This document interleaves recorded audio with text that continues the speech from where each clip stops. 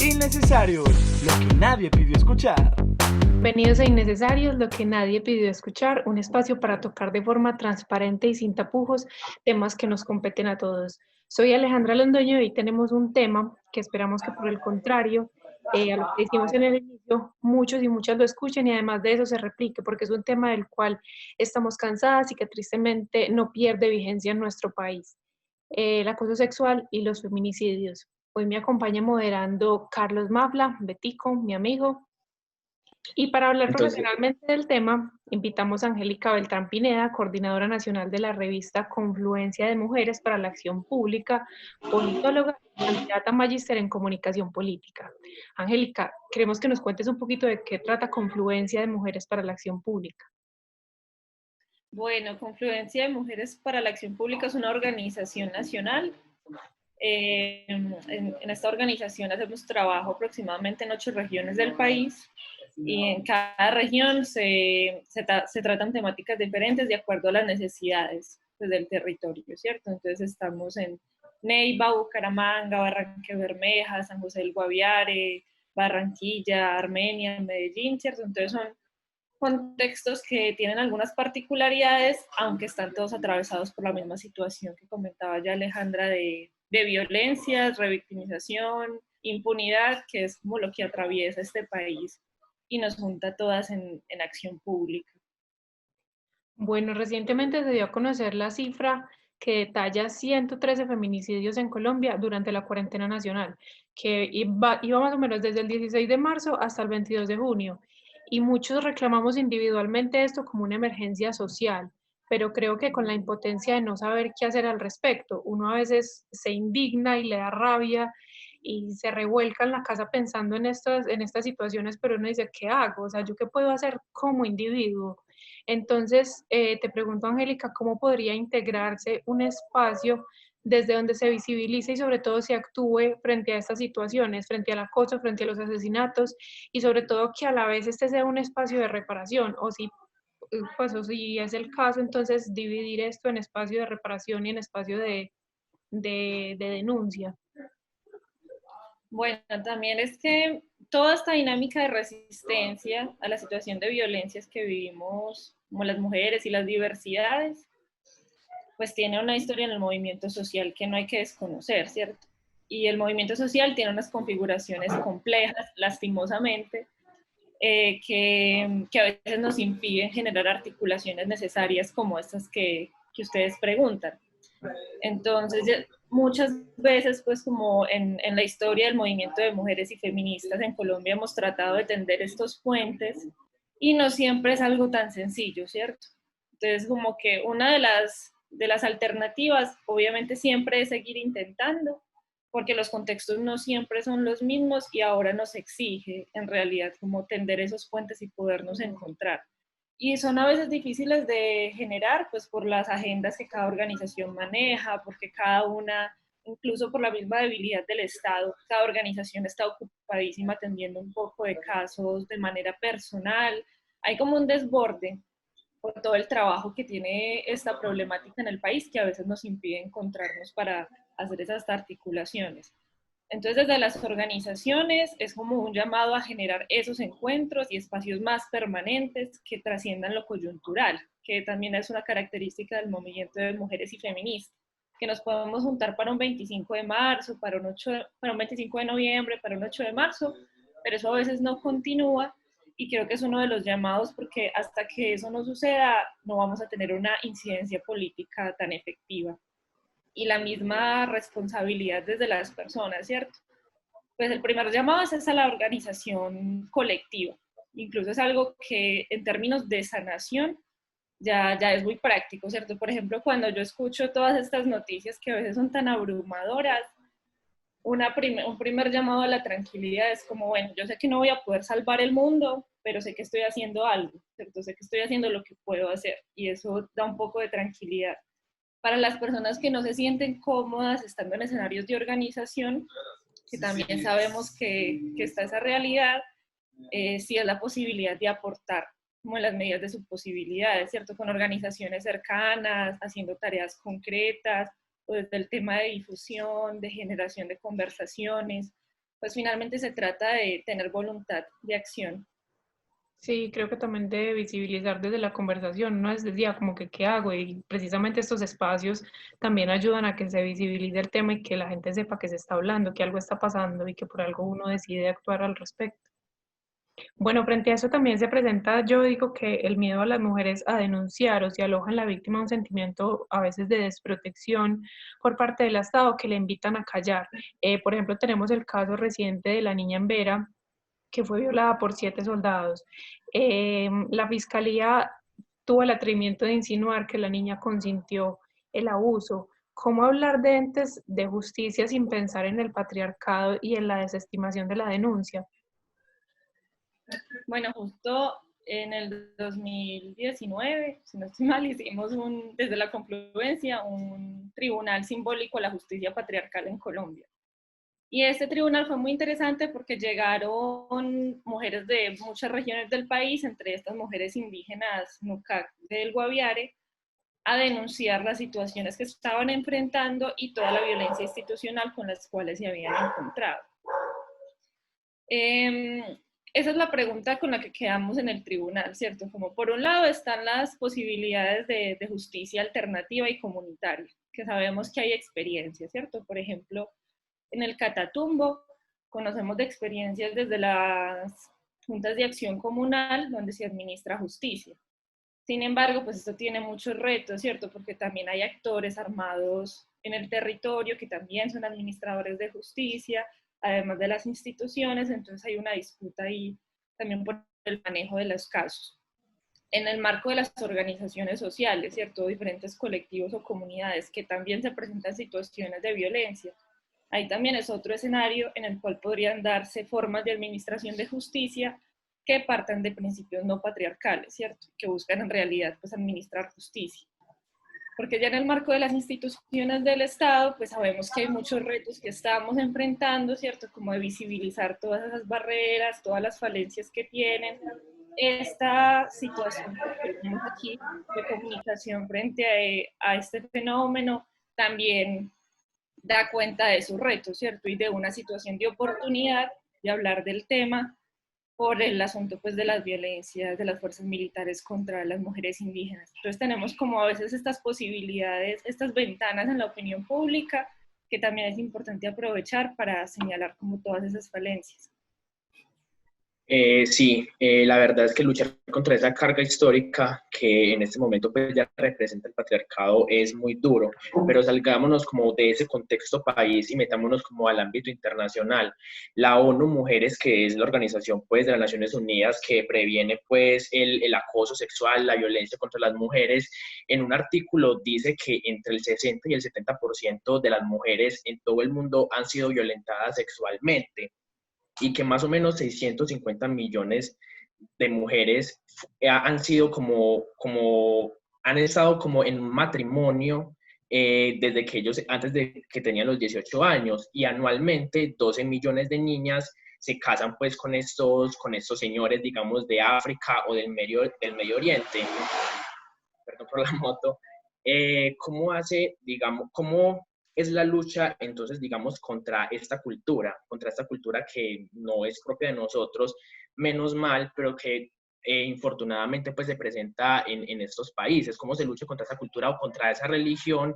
Y si estas prácticas que hacen parte, como ya hay una cultura, se podrían tomar como acoso sexual contra las niñas o contra las mujeres. Bueno, ese es un debate muy, muy interesante, como en todas las organizaciones de mujeres y personas que trabajan estos temas. Por un lado, porque hay que reconocer la cultura no solamente situada como en un territorio, ¿cierto? Porque hablamos, por ejemplo, de cultura occidental. En Colombia sabemos que puede predominar una cultura occidental, pero también tenemos expresiones de otro tipo de culturas. Por ejemplo, como la que mencionaba ahora, como las indígenas Nucac, las Embera, o sea, las expresiones indígenas y afro tienen en muchas ocasiones otras cosmovisiones que no obedecen a esa cultura occidental. Esas otras culturas que también identificamos en el Medio Oriente, en África o en esas que tú mencionabas. Con ese tipo de trabajo y opresiones que viven las mujeres en las diferentes culturas, pues creo que una de las maneras es como tomar caso por caso. porque la generalización en este sentido es muy peligrosa, porque también lo que nos puede generar es una homogenización como del diagnóstico de la situación y digamos una colonización de cómo lo vemos nosotras desde Occidente. Y eso, por ejemplo, nos ha pasado con las compañeras indígenas. Como allá hay unas realidades muy diferentes de organización de su comunidad, de necesidades de relación interpersonal para la continuidad de la cultura, que toca empezar a revisar y a transformar como desde un escenario natural de esas mismas comunidades, ¿cierto? Porque finalmente son comunidades también con capacidad crítica y con posibilidades de transformación de sus tradiciones, pero no puede ser un asunto externo ni impuesto ni como proponiendo unas alternativas que son las que aquí supuestamente propondríamos. Por lo tanto, como para responder a tu pregunta más precisamente, no necesariamente todas esas situaciones podrían verse como una forma de violencia, sino que sería necesario como verlas más puntualmente. Incluso en el caso de que ahí empieza a complejizarse la cosa. En el caso de las mujeres indígenas que vemos en el Guaviare, hay un asunto del matrimonio de las personas colonas o de Occidente con las mujeres indígenas. Ahí hemos denunciado una situación de abuso porque las mujeres indígenas están en condiciones miserables, entonces se van a casar con los hombres colonos para poder garantizar su supervivencia, incluso pierden su cultura indígena. Hay una situación de abuso, de género y también como de colonización, pero en otras situaciones al interior de la cultura ya sería como otra la forma de analizar. Hablando pues como sobre este tema de acoso sexual, hay muchas páginas, digamos, no sé si son feministas o también pueden ser medios de difusión pues así masiva, que hablan sobre sugerencias de cómo evitar ese acoso hacia las mujeres o de cómo evitar pues simplemente vulnerar los derechos pues o la integridad de las mujeres de cualquier forma. Dentro de estas sugerencias aparecen cosas como que el hombre, pues yo no lo digo como o sea, yo como te dije anteriormente, yo no tengo esa carga histórica y no tengo como el derecho para decir, ah, sí, esto se puede hacer o esto no, pero digamos, frente a esto que he leído, siempre ha sido como que, ah, bueno, no mires a las mujeres porque eso las va a vulnerar o no les digas cualquier cosa en la calle sin que ella te dé el permiso de hablar o la suficiente confianza. Entonces, digamos que estas sugerencias, así como por ejemplo, eh, deslegitima el movimiento feminista o es legítimo de lo que, digamos, también el feminismo promulga. Pues este tipo de prácticas sí son pues aceptadas por el verdadero movimiento feminista, como estas prácticas que de pronto a uno como hombre les puede parecer como absurdas. Ok, bueno. Bueno, yo creo que hay una cosa que debe como transversalizar el acercamiento a todos los debates, al del feminismo, al de las diversidades sexuales, del medio, las luchas por el medio ambiente, y es un asunto como de respeto y de entender la complejidad de esos movimientos. Entonces estamos hablando de que son esos movimientos sociales que por esencia son poco estructurados, ¿cierto? No tienen unos espacios de conversación general, sino que son grupos y personas que van identificándose con ideas y entonces identificándose como en esas etiquetas, ¿cierto? Como feminista, como ecologista, etc. Y eso ya hace que sea muy complejo determinar posturas, digamos, como adecuadas del movimiento y otras inadecuadas. Por lo tanto, es como, cuando me refería al tema del respeto, es como, tratemos de entender que hay diferentes sujetos con diferentes necesidades, ¿cierto? Que hay una persona que tiene una orientación sexual diversa y desde ahí se ha encontrado con obstáculos para ejercer su vida de manera libre y ha enfrentado luchas y debates con los cuales podemos estar de acuerdo o no, podemos entender o no, pero eso no nos debe llevar a deslegitimar su necesidad de resistir, ¿cierto? Eso como en todas las luchas, porque en muchas ocasiones tenemos la postura como, no, eso lo están haciendo mal, lo deberían hacer de esta otra manera, y seguramente hay muchas cosas que tenemos que hacer de otra manera, pero tampoco es tan fácil, entonces como que estamos en esas. Ahorita les hacía una pregunta sobre el tema de la administración de justicia. Por ejemplo, cuando hablamos en las organizaciones sociales, listo, vamos a poner aquí unos unas reglas claras de qué consideramos violencia y qué no, y cómo vamos a enfrentar las situaciones de violencia. Es un debate súper complejo poder decir, vea compañero, usted está siendo violento cuando hace esto, pero si no hace esto ya no es violencia, ¿cierto? Es algo muy subjetivo. Y ya es una pregunta como más personal, por ejemplo, frente a los hombres, si en realidad no se dan cuenta en un momento en que están generando incomodidad y en uno en que no. Pues porque todo el mundo tiene derecho a coquetear, ¿cierto? Pero uno encuentra un rechazo o encuentra afinidad. Ya es cuando decide transgredir eso, ¿cierto? ¿Y por qué se cree con el derecho de seguir transgrediendo cuando no encontró una señal de vuelta? Entonces, por ejemplo, hay muchos hombres que muestran incomodidad por reglas tan concretas que a veces sí no logran dar cuenta del asunto, ¿cierto? Porque claro, decirle a un hombre que no mire a una mujer es muy subjetivo, porque a nosotras sí nos gusta que nos mire la persona que nos gusta, pero los que no, no, y los hombres no van a saber eso, ¿cierto? No van a saber cuál me gusta y cuál no. Es un asunto muy complejo y por lo tanto es como más el asunto general de escuchemos, ¿cierto? Escuchemos y tengamos empatía con la respuesta de las otras personas frente a nuestras formas de interactuar. Yo creo que es algo que viene también desde la cultura en la que nos imponen que el hombre es quien ataca, como quien busca la ocasión para que se cree un vínculo.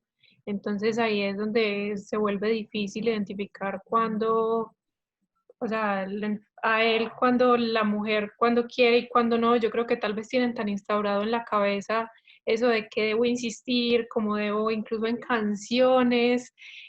Yo vi hace un tiempo la canción esta de Ricardo Arjona que decía que dime que no y me tendrás pensando todo el día en ti, que no sé qué. Entonces, o sea, a la gente como que le parece como que es chévere estar esperando por una respuesta, pero al mismo tiempo como que como así, esa canción está diciendo como que le insistas, como que la acoses, como que está bien que ella se haga esperar y como si fuera pues un lote, esperando pues Sí, valorización. Eso es muy complejo. Bueno, y además respecto que, al... Dime, dale. no, dale. No, con esto de que nos, pues también como hombres y como mujeres tenemos posibilidad de equivocarnos, ¿cierto? Como nos ha pasado, una vez le pasó a una compañera de la organización que venía caminando y dos hombres jóvenes la empezaron a acosar, pues como a decirle cosas y así la persiguieron un rato. Y ella se volteó y les dijo como, a mí no me gusta que hagan esto. Y la respuesta de ellos fue como desconcertada, como, desconcertados, como venga, como así que no les gusta. Yo pensé que les gustaba y ellos se pusieron a conversar con ella de por qué entonces no debían hacerlo. Entonces como que no es como que nos vayamos a quemar a todos en la hoguera, sino que hay hombres que cuando una dice que no, responden violentamente, ¿cierto? Y quieren seguir afirmando que ellos tienen el derecho a hacerlo, mientras hay otras personas que dicen, venga, ¿por qué no? Entonces tengo que cuestionarme esto, ¿cierto? Entonces la idea no es que tengamos siempre que actuar de la manera correcta, sino que tengamos la posibilidad de cuestionarnos esas formas. Uh-huh. Y bueno, y también me genera algo, yo vi ahorita, incluso creo que fue hace muy poquito, como algo que decía que incluso los hombres esos comportamientos de tirar piropos en la calle no lo hacían tanto como por saber que la mujer se iba a balanzar a él y le va a decir como que sí, vení, pues salgamos, sino que a veces lo hacen en un grupo por una aprobación y como por, sí, por hacerse los que, como los machos, los que son capaces de decirle a una mujer algo. Entonces esa aprobación es la que quizás da miedo. Eso decía que incluso era una amenaza, incluso podía ser una amenaza para la mujer en el que el hombre cree que frente a los otros es capaz de hacer algo.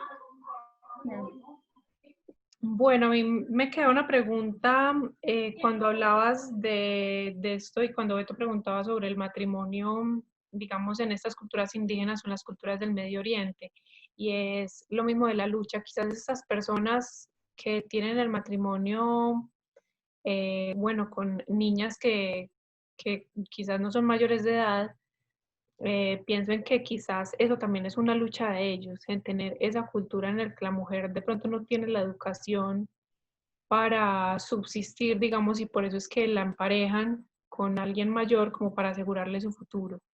Entonces, digamos, ¿en dónde se crea esa línea en la que uno dice esto es una lucha o esto es algo que está quitando libertades a las niñas, pues como seres pensantes y como seres que ya luego más grandes se van a cuestionar y van a decir yo por qué estoy casada con este hombre? Pues digamos que una posible respuesta podría ser en el tema como de la soberanía. O sea, ¿qué tanta soberanía tengo? Bueno, primero es importante cuestionar el tema de la visión sobre el sujeto, porque finalmente pues el feminismo también viene como más desde una visión teórica, muy desde unas teorías liberales que se basan en la persona, ¿cierto? Pero no todas las culturas tienen esa visión, hay otras visiones que son más de la comunidad, y ahí también hay que tenerlo en cuenta, ¿cierto? En los dos casos hablaba de la soberanía porque finalmente de lo que se trata también el feminismo es de la posibilidad de decidir sobre la vida. Si yo decido eso, casarme y compartir mi vida con tales reglas en tal institución, si es una decisión soberana, informada, ¿cierto? Como no condicionada por miles de cosas subjetivas y objetivas, pues dele. Igual en el tema comunitario. Por ejemplo, eso que hablábamos ahorita del caso de las niñas NUCAC. Ahí hay una violación a la soberanía de la comunidad porque están interviniendo actores externos aprovechándose de unas condiciones de miseria que ellos mismos han generado, ¿cierto? Entonces la comunidad ni siquiera tiene posibilidad de decidir qué qué van a hacer las mujeres de su comunidad, sino que les toca arrojarse a la situación. Entonces creo que de ahí también parte el análisis, ¿cierto? Como qué tanta posibilidad hay de definición y de elección de esas decisiones, ¿cierto? De las niñas seguramente habrá unas edades en las que eso no es decisión de ellas, no hay una soberanía sobre su vida, pero por eso creo que es importante como analizarlo, digamos, por culturas, porque hay que tomar como todas esas variables en cuenta. Incluso estos días hablábamos con Fuerza de Mujeres Guayú, y ellas nos comentan que es pues una organización muy fuerte de La Guajira y nos comentaban como todo su proceso también de emancipación, que hay muchas cuestiones de la cultura que mantienen, pero hay otras que no, y eso lo decidieron ellas como mujeres guayú, y han venido también enfrentando a los hombres de la comunidad y a otras mujeres para generar algunas transformaciones, otras no, y eso hace parte de su soberanía también. Angélica, ¿y vos podrías contarnos, digamos, cuáles son unos de esos enfrentamientos que han tenido o cómo ellas se emancipan ante los hombres de allá? ¿Cómo es, digamos, en ese caso que no hay tanta libertad como, digamos, acá en la ciudad? Pues el caso de las compañeras no lo conozco tan bien, porque apenas estamos haciendo como un acercamiento. Lo que ellos nos contaban, que fue un conversatorio que tuvimos como hace 15 días, fue como todo ese proceso de organización, precisamente como funcionaban en la comunidad, era una organización mixta y el rol de las mujeres era, pues todavía es muy instrumental, ¿cierto?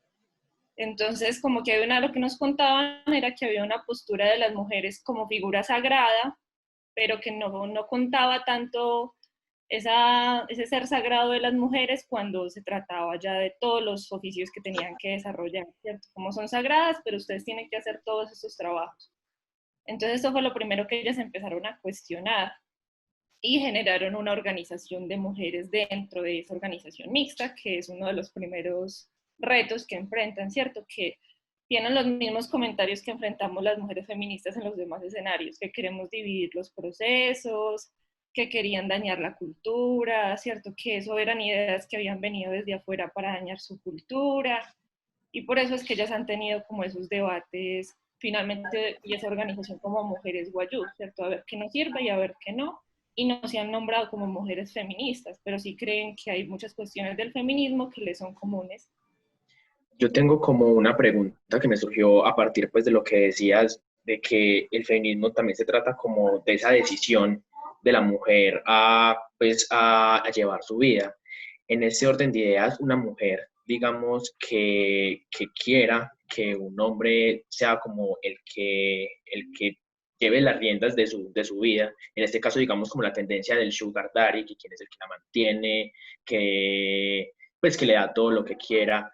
En este caso, ella actuaría, digamos, como desde el feminismo, o el feminismo, digamos, rechazaría ese tipo de acciones de la mujer dependiendo del patriarcado, porque eso es, pues, es un símbolo de patriarcado. Listo. Pues bueno, lo primero es que si bien hay mujeres feministas que seguro lo harán, la idea nunca es llegar como a juzgar a las propias mujeres, ¿cierto? Sino reconocer que, bueno, que hay situaciones muy diversas que nos llevan a tomar decisiones. Porque si no, pues no estamos haciendo nada si vamos a ser violentas con otras mujeres que no piensan como nosotras. Lo mismo con el debate de las trabajadoras sexuales. como bueno, estas mujeres están decidiendo vender su cuerpo y servicios sexuales, ¿están siendo soberanas o no? Y ahí también, como todo, hay posturas, ¿cierto? Yo creo que es muy complejo hablar de una soberanía cuando vos estás tomando tu cuerpo y tu vida como una mercancía, ¿cierto? Ahí entran otros debates. Entonces, claro, yo estoy definiendo, pero estoy definiendo insertarme en unas lógicas de mercado donde yo soy el producto. Entonces, ¿qué pasa con mi dignidad humana y como persona y como mujer? O sea, el debate incluso trasciende las luchas feministas por las luchas en general, bueno, digamos eso, contra las lógicas del mercado y el rol que las mujeres tienen ahí. Y otra cosa que tú me haces pensar con esto del feminismo es que, bueno, si bien una parte fundamental es todo ese tema de la soberanía y la emancipación de las mujeres, también otra, pues la parte central de la lucha es cambiar como la configuración de género existente, ¿cierto? Que también es lo que llamamos como estructuras patriarcales. Y eso es una lucha que finalmente es como para toda la población, ¿cierto? Tiene como incidencias diferentes. Para las mujeres seguramente se tratará de soberanía, de derechos, para los hombres tendrá otras necesidades, para las diversidades sexuales también. Entonces digamos que no se trata solamente de la vida de las mujeres, sino de finalmente cómo se estructura la sociedad alrededor del ser hombre, ser mujer o ser diverso. Creo que el panorama que tenemos ahorita no es muy alentador, pero sin embargo las redes sociales como que nos ayudan en algo y es que ahora las mujeres tenemos menos miedo de hablar y tenemos mucha valentía. Yo creo que ahorita por medio de las redes muchas mujeres se han atrevido a visibilizar sus historias y sobre todo animan a que otras también denuncien y nos hemos dado cuenta todas de que algo, o sea, que puede ser, yo sé que tal vez esa no sea la palabra, pero que puede ser algo generalizado, que yo creo que todas y creo que no escatimo o no exagero al decirlo, hemos sufrido algún tipo de acoso por parte de un hombre. Entonces ahí creo que los hombres también se dan cuenta que estas actitudes no son cómodas, no están bien y pues a partir de eso te pregunto, yo creo que esto es algo que será a largo plazo, porque no es como decir, ah, ya mañana los hombres, todos los hombres se van a dar cuenta de estas actitudes y ya van a dejar de violar y van a dejar de asesinar, pero ¿cómo podría, digamos, a largo plazo darse como esta deconstrucción de estas conductas machistas y acosadoras que tanto reclamamos por parte de ellos? ¿O cómo podría también instaurarse en la educación este chip en el que ya, digamos, se viene mermando un poquito este acoso hacia las mujeres?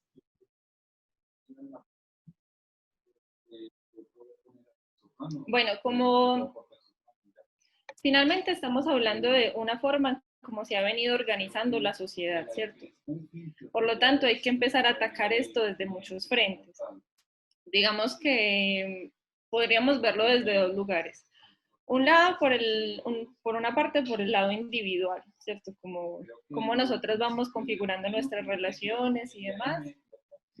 Y por otro lado, cómo se generan ya las estructuras, como de poder, por el lado de la estructura, ¿cierto? Como que también sabemos que la forma en cómo nos organizamos se define por decisiones que no tomamos, que se toman muy fuera de nosotros, ¿cierto? Por ejemplo, en los escenarios del Congreso, ¿cierto? Legislativos, en las instituciones que administran justicia, como desde todos estos escenarios también se va configurando la forma en cómo vivimos y cómo se ordena la sociedad.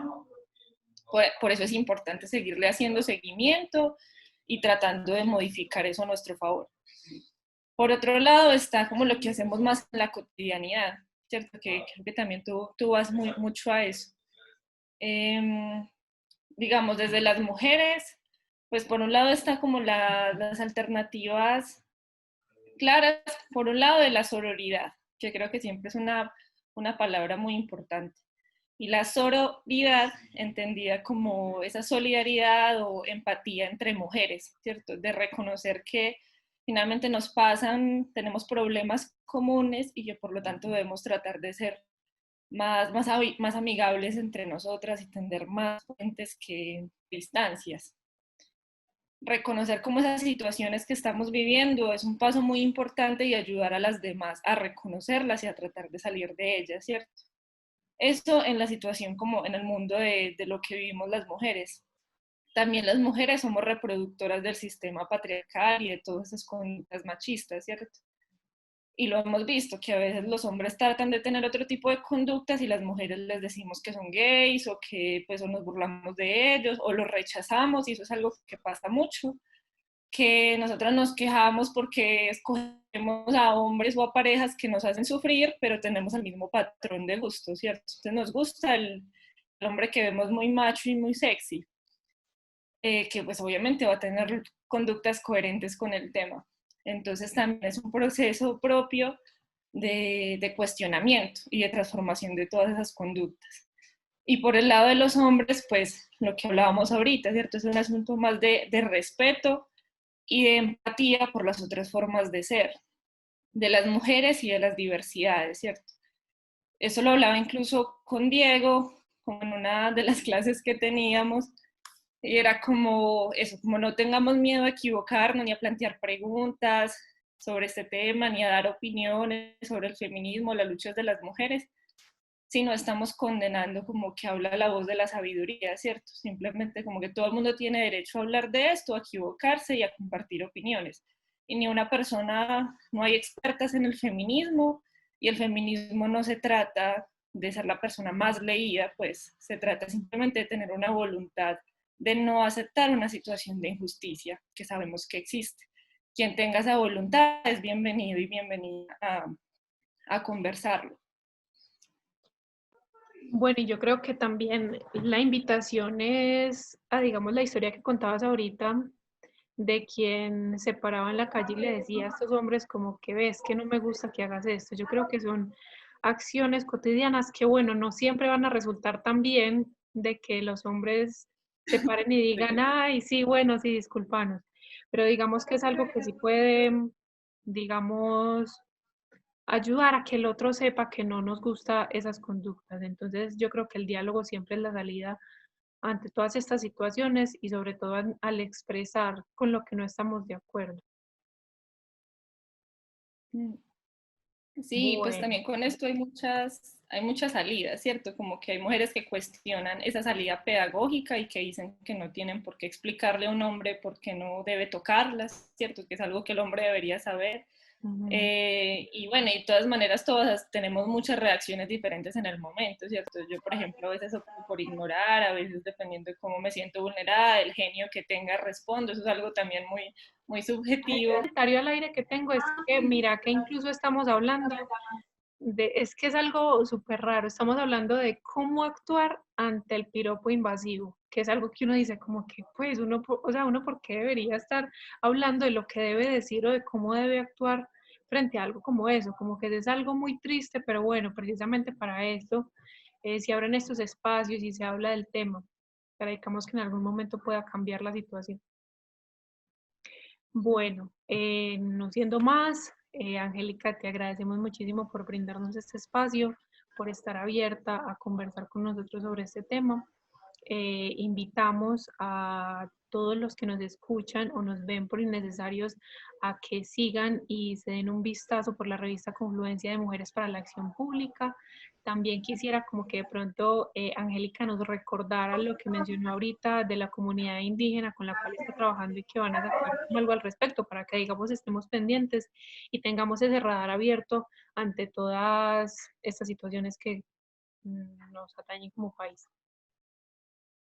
Bueno, no, con el trabajo que se ha venido haciendo con la comunidad NOCAC, es un trabajo que se viene haciendo hace muchos años, y ahí ya, digamos que ahora hemos venido acompañando como esos ejercicios de denuncia por la situación también de la violación sexual de una menor NOCAC en un campamento pues del ejército. De hecho, en el marco de esto, lo que se ha hecho es que se presentó como a la Comisión de la Verdad un informe el 8 de marzo de este año sobre las violencias que han vivido las mujeres NOCAC en el marco del conflicto armado, y es más como el ejercicio que venimos haciendo allí. Hay de hecho como una entrevista en El Espectador al respecto que hizo una compañera, Kelly Peña, si quieren pues como enterarse más de la situación de esta comunidad pues y del trabajo en el Guaviare. Bueno, Angélica, muchas gracias de nuevo por acompañarnos. Bueno, no siendo más, aquí cerramos Innecesarios. Que estén muy bien y por ahí nos escuchamos. Innecesarios, lo que nadie pidió escuchar.